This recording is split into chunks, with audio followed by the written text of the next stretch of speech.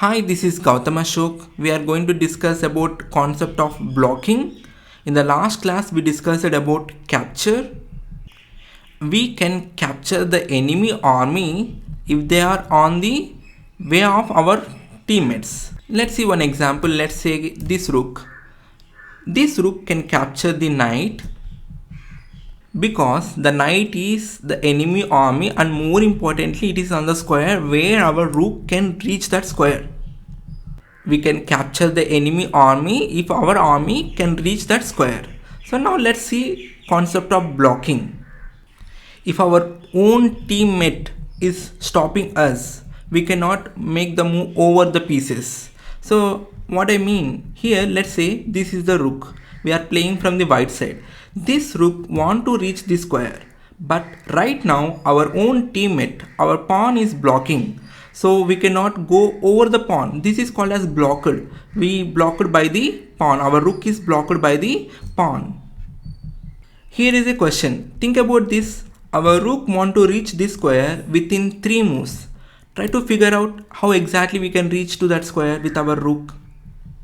Okay, right now the pawn is blocking our rook, so that we have to go in another way. So rook to a3 and then reach the a7 square, and then we can reach our targeted square. Let's see another example. We are playing from the white side. Our bishop want to reach to the square within the second move. So right now the bishop is blocked by the pawn. It cannot move. We cannot move the bishop over the pawn.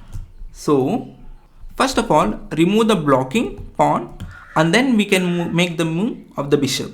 See, just push the pawn forward, and then now the bishop can reach this square. Let's do a few more tasks. So let's say the bishop has to reach this square within 3 moves. This is your task. Think about this, how exactly you are going to do this. Okay, let's see the answer. First, remove the blocking pawn so that it can make the bishop to reach the square, h6, and then we can reach the targeted square. This is one way.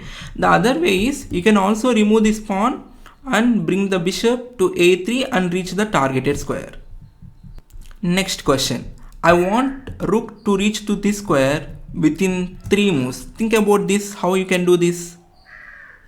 The answer is remove the knight first, maybe to here or to h3 or anyway, whatever the way. So you can make the knight move first, and then the rook can get activated.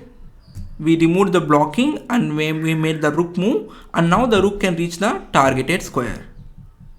Knight has some exceptions here. So knight can skip over the pieces. So let's say knight want to reach the square. Of course the pawns are blocking, it doesn't matter. So knights can directly jump to the square. So knight can skip over the pieces and it can reach the targeted square. Let's see few examples with the knights. So knight want to reach the square. Yes, it can skip and it can directly reach the square. So knight want to reach this square. Yes, still it can skip over the pieces and it can jump over the pieces and reach the targeted square. So let's think about this knight. See, there is an enemy bishop standing on the way of our knight. Can it reach that square? Yes, we can just simply skip over our pieces and you can jump over this piece. We can capture this bishop and we can reach this square.